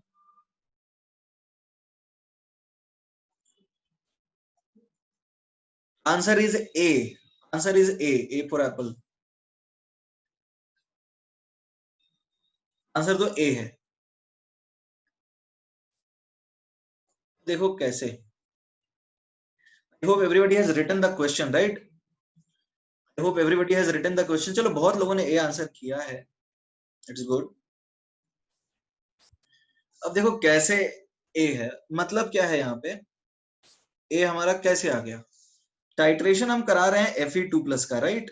हम टाइट्रेशन करा रहे हैं Fe2+ का। तो हम मान लो ड्रॉप वाइज Fe2+ डाल सकते हैं, या कैसे भी कर सकते हैं, नीचे ऊपर कोई भी रख सकते हैं। तो मान लो हम Fe2+ ऊपर से ऐड कर रहे हैं, ठीक है? तो होना क्या चाहिए यहाँ पे, मान लो रिएजेंट ए है और प्लस एक मीडियम है, जो कि मीडियम किसका हो सकता है? HCl का हो सकता है, H2SO4 का हो सकता है, राइट? तो अब होना क्या चाहिए, इन दोनों का रिएक्शन, मान लो इसको बी बोल देते हैं, तो A प्लस बी का रिएक्शन होना चाहिए, ठीक है? और इसको मीडियम को बोलते हैं C1 और C2। तो A प्लस सी का रिएक्शन नहीं होना चाहिए, ठीक है? और B प्लस सी का रिएक्शन नहीं होना चाहिए। ये समझ में आ रहा है एवरीबॉडी? एवरीबॉडी ये बात समझ में आ रही है या नहीं आ रही है? Is that clear? ए और बी का रिएक्शन होना चाहिए, और बी और सी का रिएक्शन ए और सी के रिएक्शन के साथ नहीं होना चाहिए। इज दैट क्लियर या नहीं? एवरीबॉडी, इसमें किसी को डाउट है? इसमें डाउट है? अच्छा, टाइट्रेशन में मतलब क्या है? इनका और इनका रिएक्शन कराना है, ये दोनों मीडियम है। मीडियम का मतलब क्या है? ये सिर्फ देखेंगे क्या हो रहा है। अरे जैसे ए और बी की शादी हो रही है और ये सब एक्सपेक्टेटर्स हैं, तो इनके बीच रिएक्शन होना चाहिए, इनके बीच नहीं होना चाहिए। Is that clear? ये तो एक्सपेक्टेटर्स है ना, जो मीडियम प्रोवाइड करते हैं बस, ये रिएक्ट थोड़ी करते हैं। तो ए, ये मान लो तुम्हारा ए है और ये बी है, तो इन दोनों की रिएक्शन स्पॉन्टेनियस होनी चाहिए, यानी इसका ई सेल पॉजिटिव आना चाहिए और इन दोनों का ई सेल क्या आना चाहिए? एवरीबॉडी, इन दोनों का ई सेल क्या आना चाहिए? नेगेटिव। ये समझ में आ रहा है? अरे हाँ है ना? अरे हाँ है ना, कुछ बोलो। ठीक है, तो now let us check the options. जरा एक बात बताओ, पहला ऑप्शन क्या लिखा है? I hope you have written the question, तुमने क्वेश्चन लिख लिया है। पहला ऑप्शन लिखा है MnO4 minus can be used in aqueous HCl। तो MnO4 माइनस एक्वस HCl में यूज करोगे तो ये क्या होगा? ये हायर SRP है ना एवरीबॉडी, ये हायर SRP है। हायर SRP का मतलब क्या हुआ? ये ऑक्सीडाइज होगा या रिड्यूस होगा? एवरीबॉडी ये समझ में आ रहा है? हायर SRP का मतलब क्या है? हायर SRP का मतलब है ये ऑक्सीडाइज होगा और ये रिड्यूस होगा। तो ई कैथोड माइनस ई एनोड, देखो क्या आ रहा है। तो यहाँ पे कैथोड कौन रहेगा और एनोड कौन रहेगा एवरीबॉडी? एवरीबॉडी, कैथोड कौन रहेगा? अच्छा, ऐसा भी कर सकते हो, ये ऑक्सीडाइज होगा और ये देखो क्या है, रिडक्शन पोटेंशियल दिया है, राइट? एवरीबॉडी, ये रिडक्शन पोटेंशियल दिया है ना, तो ये देखो क्या हो रहा है, ये ऑक्सीडाइज होगा और ये रिड्यूस होगा, राइट? तो अब बताओ क्या आएगा ईएमएफ? 0.11 आ गया। ये समझ में आ रहा है एवरीबॉडी? ये समझ में आ रहा है? ये ऑक्सीडाइज हो जाएगा, सॉरी ये रिड्यूस होगा और ये ऑक्सीडाइज होगा। समझ में आ रहा है नहीं आ रहा? तो इसके लिए 1.51 माइनस 0.4 पॉजिटिव आ रहा है, यानी 0.11 आ रहा है यहाँ पे, यानी इन दोनों का रिएक्शन हो सकता है। तो ये दोनों खुद ही रिएक्ट कर जाएंगे, तो इसके साथ क्या रिएक्शन होगा? Is that clear everybody? Is that clear? मतलब ऐसा समझो कि इसकी शादी होनी है इससे, ठीक है? बट इसका चक्कर यदि इसी से चल सकता है तो यहां तक बात जाएगी ही नहीं। Is that clear? तो इन दोनों का रिएक्शन नहीं होना चाहिए, इन दोनों का होना चाहिए, बट यहां पे इन दोनों का हो जा रहा है ये रिएक्शन ही, तो इसके साथ होगा ही नहीं। अब समझ में आया कैसे? देखो अब ये, अब देखो फिर से समझा देता हूं मैं। ये क्या होगा, ये रिड्यूस होगा तो इसका एसआरपी दिया है, और ये क्या होगा, ऑक्सीडाइज होगा तो इसका एसआरपी। अच्छा, 0.11 कैसे आया, जरा समझने की कोशिश करो। ये ऑक्सीडाइज होगा ये वाला, और ये रिड्यूस होगा, ये समझ में आ रहा है? ये ऑक्सीडाइज होगा और ये रिड्यूस होगा, ये समझ में आ रहा है नहीं आ रहा? ठीक है, तो अब जब ये रिड्यूस हुआ तो इसका एसआरपी 1.51 आया, और ये ऑक्सीडाइज हुआ तो ये माइनस आया 1.4। तो अब देखो क्या आता है, ये 0.11 वोल्ट आता है, यानी इनका रिएक्शन हो जाएगा। तो तुम इसके साथ इसको रखोगे तो ये खुद ही रिएक्ट कर जाएंगे, इसके साथ रिएक्शन हो नहीं जा सकता। Is that clear?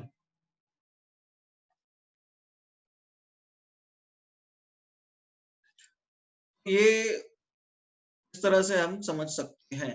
दूसरा तरीका क्या है, देखो हायर एसआरपी वाला कैथोड रहेगा। सर्वेश फिर से कुछ नहीं समझा? ठीक है Sarvesh, I will come to you. C वाला बताओ ना प्लीज। ओके ठीक है, ये बात सबको समझ में आया कि मैंने ई सेल कैसे निकाला, एवरीबॉडी 0.11 कैसे निकाला, इज दैट क्लियर? एवरीबॉडी 0.11 निकाला कैसे, समझ में आ रहा है? अच्छा, हायर एसआरपी का मतलब क्या समझते हो एवरीबॉडी?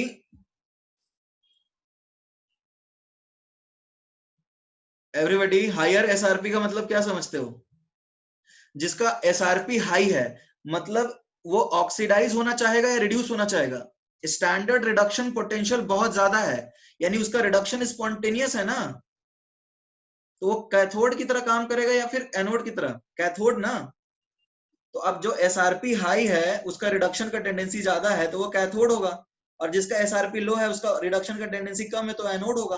तो ई कैथोड माइनस ई एनोड निकाल लो, यहाँ पे 0.11 हो जाएगा, तुम ऐसे समझ सकते हो, या फिर तुम ऑक्सीडेशन रिडक्शन पोटेंशियल से समझ सकते हो। Is that clear everyone? ठीक है ठीक है ठीक है ठीक है Sarvesh, I got you. Okay, जरा ये समझने की कोशिश करो कि Cr2O7 को HCl में यूज कर सकते हैं क्या? हायर वाली मेथड बताओ। हायर वाली मेथड देखो श्रेयस, ये है जिसकी एसआरपी हाई है, इसका मतलब उसका रिडक्शन ज्यादा स्पॉन्टेनियस है। समझ में आया? वो कैथोड की तरह काम करेगा ना, और जिसकी एसआरपी लो है उसका रिडक्शन थोड़ा कम स्पॉन्टेनियस है तो वो एनोड की तरह काम करेगा। ई कैथोड माइनस ई एनोड दे दो क्योंकि दोनों एसआरपी है, दिस माइनस दिस यानी क्या, 1.51 माइनस 1.4 0.11। समझ में आ गया होगा? अब देखो इसकी बात कर लेते हैं। सुजल आस्क्स व्हाई, क्या दिक्कत है तुम्हें सुजल बताओ?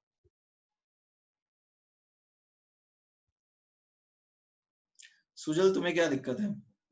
मोलैरिटी नॉर्मैलिटी कुछ भी यूज कर सकते हो वेदांत। एसआरपी हाई वाला, एसआरपी हाई का मतलब क्या समझते हो तुम?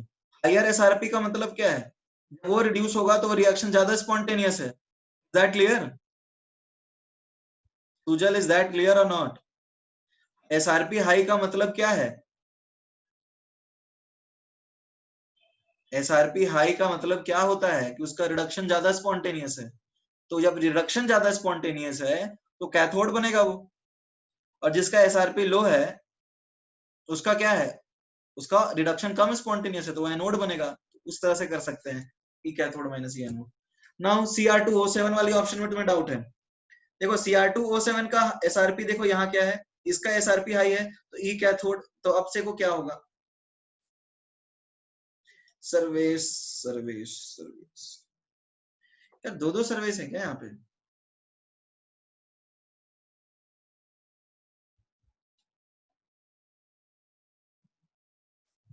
सर मतलब MnO4 रिएक्ट कर जाएगा, हाँ वही मतलब है ना भैया कि ये इसके साथ रिएक्ट कर जाएगा।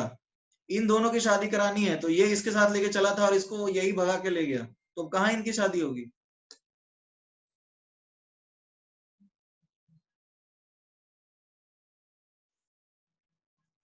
Is that clear? Okay, fine. Let us come down to the remaining option. So this is not is possible. Now Cr2O7 देखो, Cr2O7 क्या है? Cr2O7 देखो क्या होगा, यहाँ पे देखो क्या है, Cr2O7 रिड्यूस होगा क्योंकि Cr2O7 ऑक्सीडाइज नहीं हो सकता। ठीक है सर, Cr2O7 ऑक्सीडाइज नहीं हो सकता। Is that clear? Cr2O7 reduce ही हो सकता है। अरे यार ये समझ में आया नहीं आया? ये वाली बात समझ में आ रही है? तो अब ये ऑक्सीडाइज नहीं हो सकता तो रिड्यूस ही होगा। तो ई कैथोड माइनस ई एनोड देखो ना इस बार क्या आएगा, इस बार नेगेटिव आएगा। देख लो ये आता है -0.02 वोल्ट। तो ये नहीं हो सकता, ये तो सही है ना, ये चल जाएगा काम।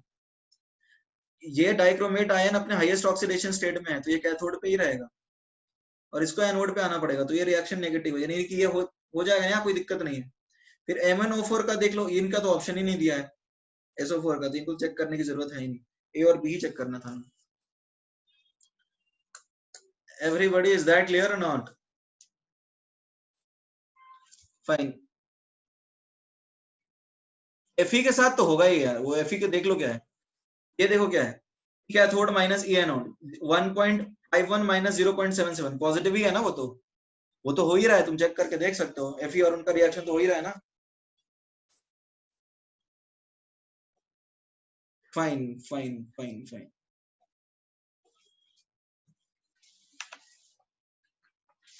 ओके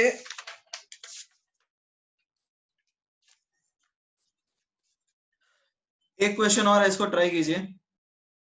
क्वेश्चन है, एक सेल है आपके पास, SO4 ऑप्शन में नहीं दिया ना आदित्य, कोई और कुछ दिया ही नहीं है, तो हम उसको चेक कैसे करेंगे? वैल्यू भी तो देना हो ना। सी, अरे आदित्य नहीं है भैया SO4 का कुछ भी वैल्यू दिया हुआ, तो कैसे चेक करेंगे? जो दिया था क्वेश्चन में उसके हिसाब से चेक किया ना।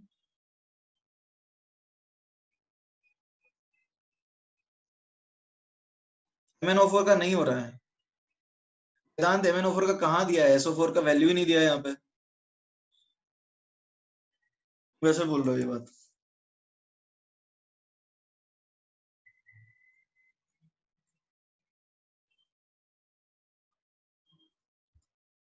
देखो ये रिएक्शन है, ठीक है, this is the cell reaction. Now पूछा गया है कि हाँ तो वो हो रहा है ना, लेकिन वेदांत पूछा क्या गया है? पूछा गया कि कौन सा इनकरेक्ट है। हाँ पूछा गया है कौन सा इनकरेक्ट है, यार क्वेश्चन तो पढ़ो एक बार। वो हो रहा है ना, तो वो तो करेक्ट है, तो पूछा क्या है?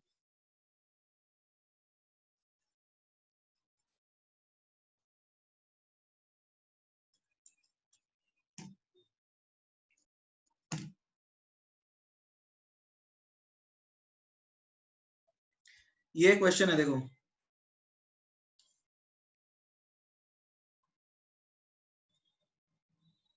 इसके ऑप्शंस हैं ये,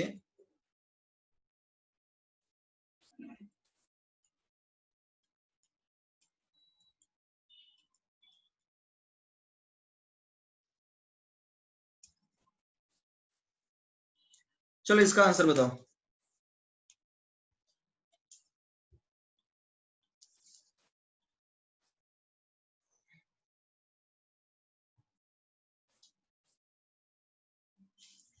एवरीबॉडी इसका आंसर क्या है?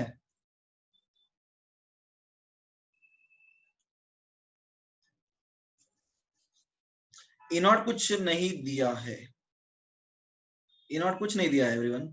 देखो ये भी क्वेश्चन है, देखो ये क्वेश्चन बहुत इजी है, बट ये आया है एडवांस 2017 में, बट ये क्वेश्चन बहुत इजी है, एडवांस में क्यों दिया पता नहीं। एवरीबॉडी क्या आया आंसर? आंसर ठीक है गुड, लेट एवरीवन आंसर। ये क्वेश्चन इजी है वैसे, एडवांस में आया है, बट बहुत इजी क्वेश्चन है, तुम आराम से कर सकते हो।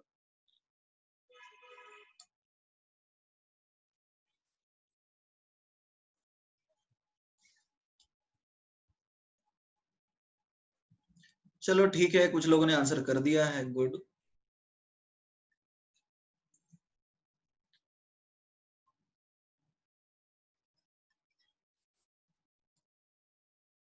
ठीक है शांतनु, सही है तुम्हारा आंसर। तन्मय गुड। अभिलाषा गलत है, खुशी गलत है, अद्वैता सही है, गुड। श्यामल सही है, वेदांत सही है तुम्हारा आंसर, कथन सही है, अनुषमल सही है, हाँ सही है। ओके नहीं नहीं अथर्व सॉरी, तुम्हारा आंसर गलत है। नहीं अशर्वेश सॉरी, खुशी सही, हाँ सी होगा answer. C everybody answer is C. जिनका सी आया उनका सही आया है।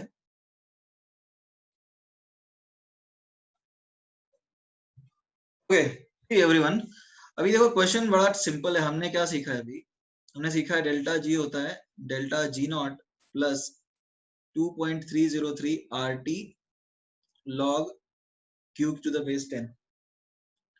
अब ये क्वेश्चन बहुत इजी है इसलिए मैंने दे भी दिया। अब देखो डेल्टा जी क्या आएगा, डेल्टा जी नॉट क्या आता है एवरीवन? डेल्टा जी नॉट आता है क्या एवरीवन? डेल्टा जी नॉट क्या आता है बताओ everybody, what is delta G not? कोई नहीं बोलेगा। It is minus n F E not और 2.303 आर टी लॉग यहाँ पे 10 दिया है। ये कोई दिक्कत है किसी को? तो अब ये तो 1 हो जाएगा, ये log base to the base 10, 10 to the base 10, ठीक है। log 10 टू द बेस 10 1 आएगा। तो ये आया क्या? Minus n F E not. अब n क्या है ऊपर वाले रिएक्शन में बताओ एवरीबॉडी, व्हाट इज n? ठीक है ओके, तो ये क्या आ जाएगा बताओ? Okay so this is 2.303 R T minus 2 F E not. E not नहीं दिया ना? Okay E not was required, वैसे तो चारों ऑप्शंस में दिख के नहीं है, ई नॉट दिया था एक्चुअली क्वेश्चन में, sorry for the E not cell was given, मैंने लिखा नहीं। ठीक है ठीक है, तुम्हारा ये भी वैल्यू आ गया। ई नॉट लास्ट में ब्रैकेट में छोटा सा लिखा था, मैंने देखा नहीं। ठीक है ई नॉट यदि इतना तक भी आया है तो कोई दिक्कत नहीं है, अभी ई नॉट दिया है क्वेश्चन।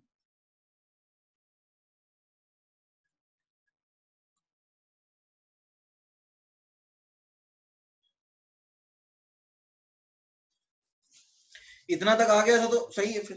अच्छा तुम लोगों ने सबने आंसर तो सही बता दिया था, ये बताया था कैसे आया था तुम्हारा? ई नॉट तो नहीं दिया था, मैंने लिखा ही नहीं गलती से।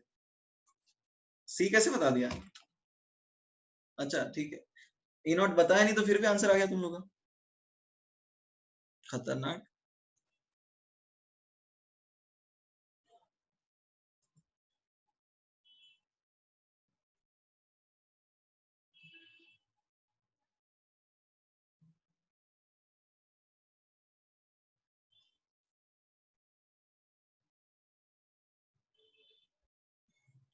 देखो क्वेश्चन क्वेश्चन देखो क्या है। ओके फाइन फाइन ठीक है। जेड एन सॉलिड से ZnSO4 और कॉपर रिड्यूस हो रहा है Cu2 प्लस से। अब यहाँ पे Zn2 plus upon Cu2 plus दिया है कि क्वेश्चन में तो दिया है, इसमें हमें कुछ नहीं सोचना है। और पूछा गया कि डेल्टा जी क्या आएगा, है ना? तो डेल्टा जी हम लोग जानते हैं कि delta G not plus are T log Q होता है। एवरीबॉडी इसमें कोई डाउट है? एवरीबॉडी इसमें कोई डाउट है? अरे यार ये तो बोलो, समझ में आया तुमको ये वाली बात? क्वेश्चन लिखा नहीं है तुम लोगों ने अभी तक?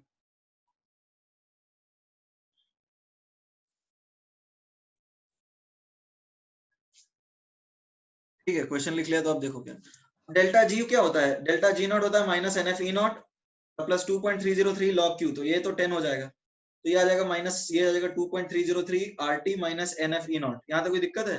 ई नॉट तो फिर यहाँ पर ई नॉट हमको पता नहीं था तो हमने लिख दिया minus 2 F E not. E not question में दिया था 1.1, हमने सब्सटीट्यूट किया, क्या है 2.303 माइनस 2 एफ इंटू 1.1, तो 2.303 माइनस 2.2 एफ। कोई दिक्कत है इसमें? किसी को डाउट है?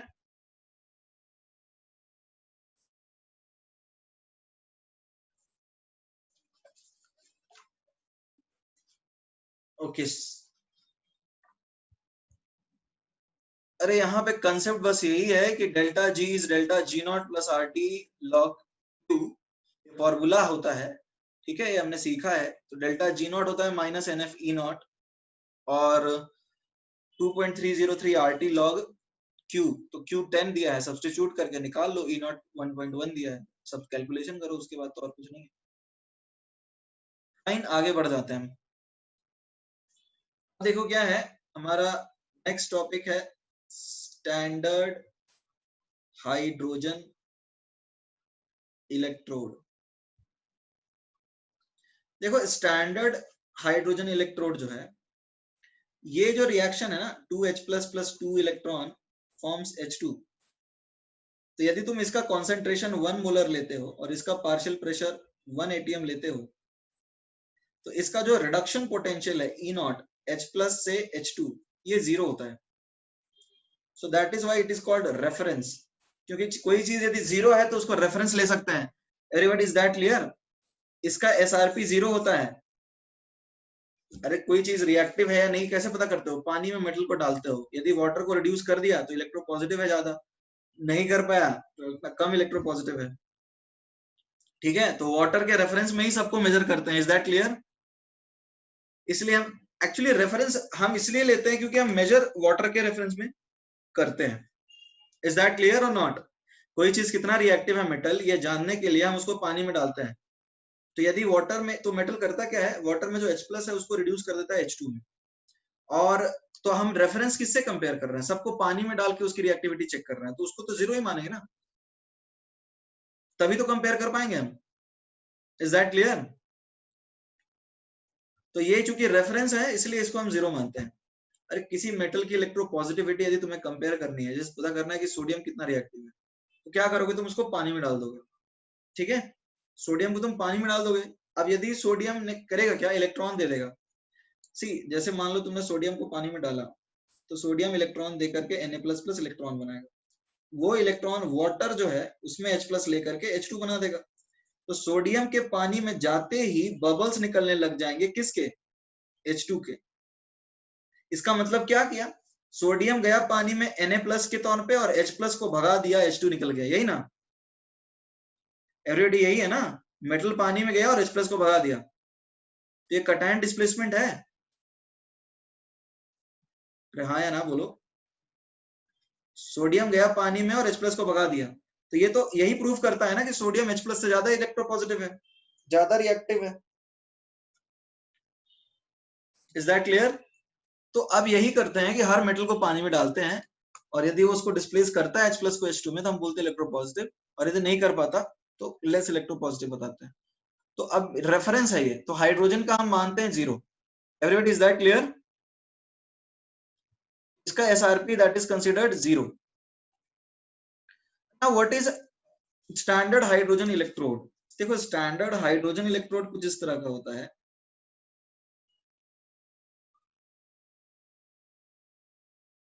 स्टैंडर्ड हाइड्रोजन इलेक्ट्रोड कुछ इस तरह का होता है। अच्छा 5 मिनट बचा है आदित्य, इसको लिख लेना, मुझे ये कंप्लीट करना है, इसलिए मुझे डायग्राम बना लेंगे।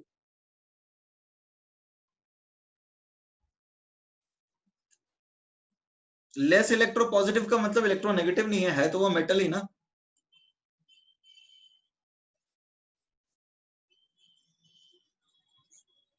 See, this is platinum wire. This is platinum wire, which is an inert electrode. I'll tell you क्या होता है platinum wire.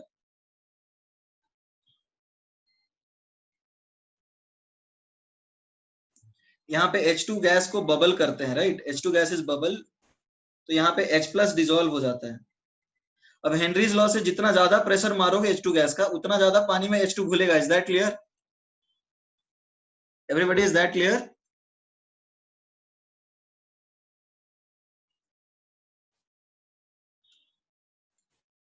हेनरीज लॉ से जितना ज्यादा प्रेशर से तुम बबल करोगे ना H2, उतना ज्यादा पानी में H2 घुलेगा और वो जल्दी ऑक्सीडाइज भी होगा।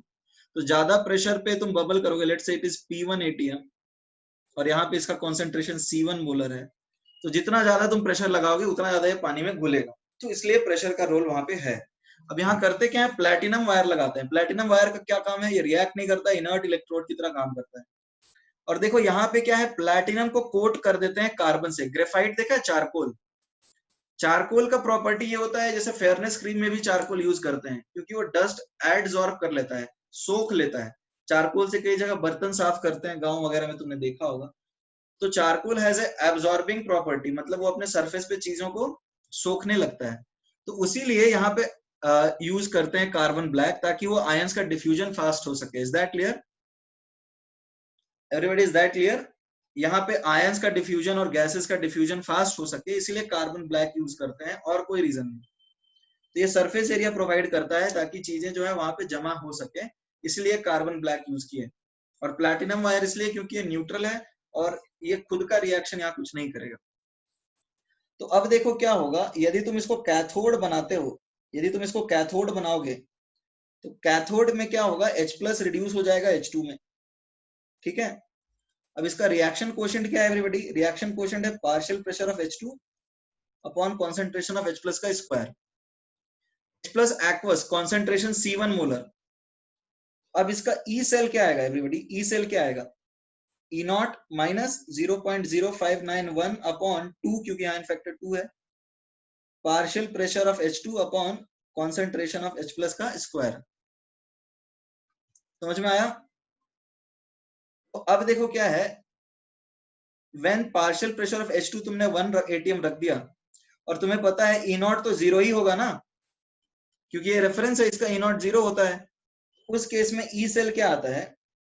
उस केस में ई सेल आता है माइनस 0.0591/2 लॉग H प्लस की पावर -2। तो ये आ जाएगा minus 0.0591 log H plus,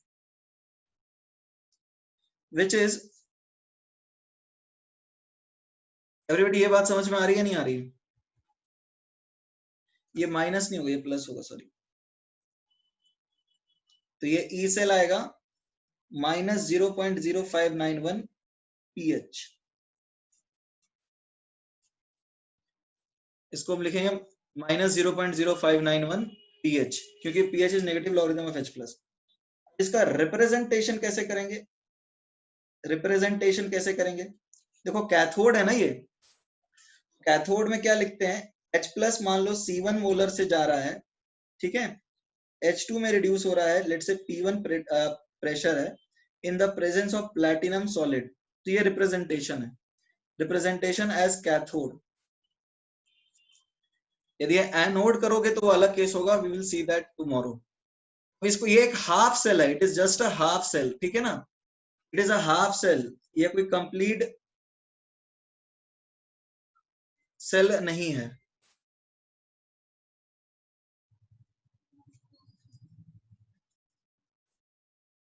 Is that clear?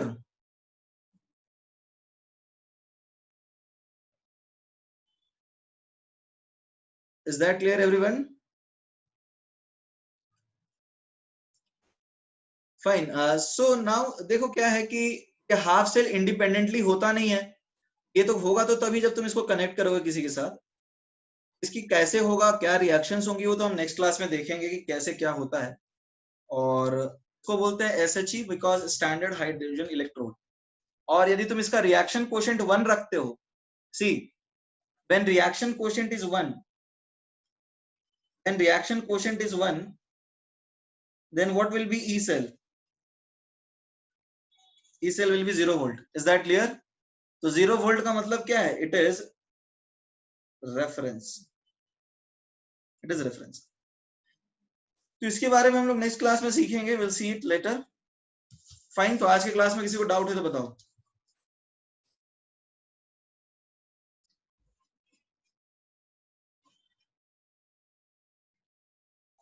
Electrode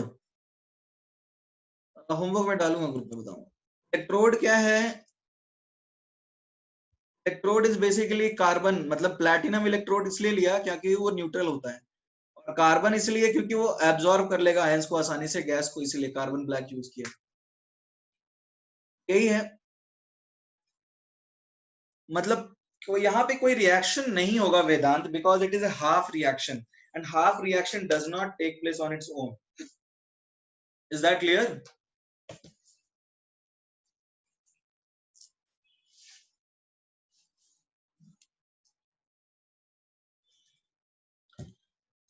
यहाँ पे नहीं, ऊपर वाले क्वेश्चन में। कौन से ऊपर वाले क्वेश्चन में? ऊपर वाले को, अरे इट इज प्लैटिनम सॉलिड। इसका मतलब यहाँ पे जो तुम्हें दिख रहा है ना, ये जो तुम्हें प्लैटिनम दिख रहा है, इसका मतलब प्लैटिनम सॉलिड है। ये रिएक्शन प्लैटिनम सॉलिड के इलेक्ट्रोड पे हो रही है, इसका मतलब ये है। इज दैट क्लियर और not?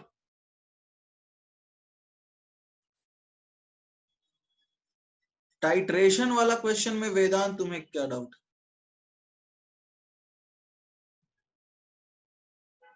Why is it Atharva? It is coated with carbon black because carbon absorb कर लेता है। H प्लस को भी आसानी से मतलब सोखेगा, H2 गैस को भी अपने पास आसानी से रखेगा। ठीक है अथर्व? कोयला देखो, जिनको डाउट नहीं हो जा सकते हैं। वेदांत फाड़, क्या नाम है तुम्हारा? Okay fine. ओके सो देखो वेदांत, यहाँ पे क्या है, क्या डाउट है तुम्हारा एग्जैक्टली पहले ये बताना। वेदांत क्या डाउट है तुम्हारा इस क्वेश्चन में?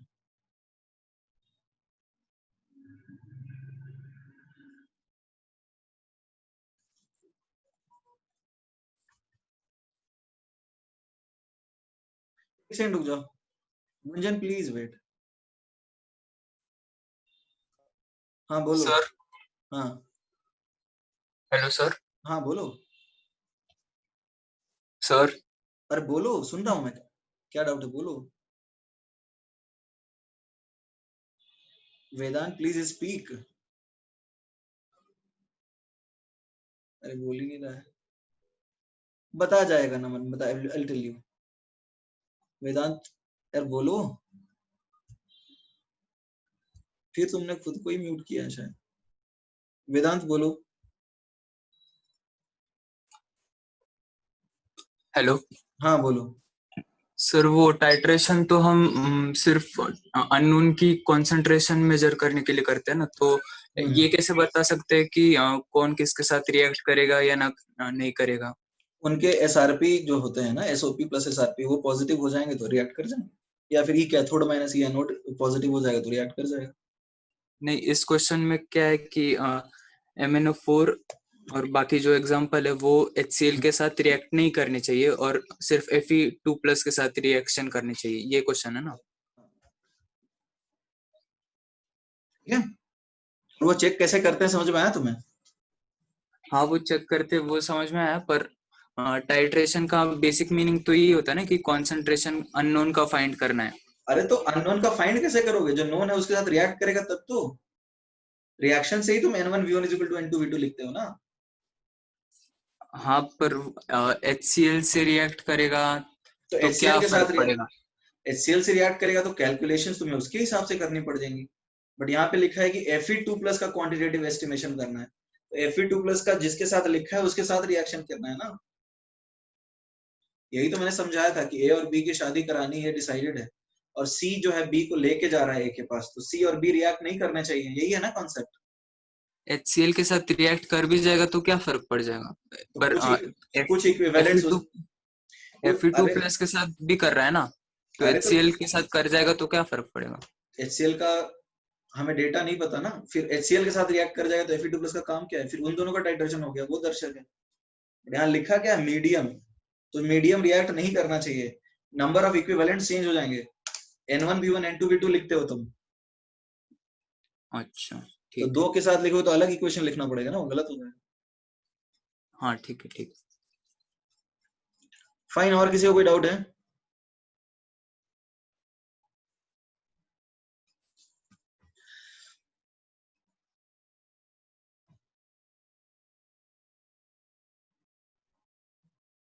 स्क्रॉल डाउन, कथन से स्क्रॉल डाउन।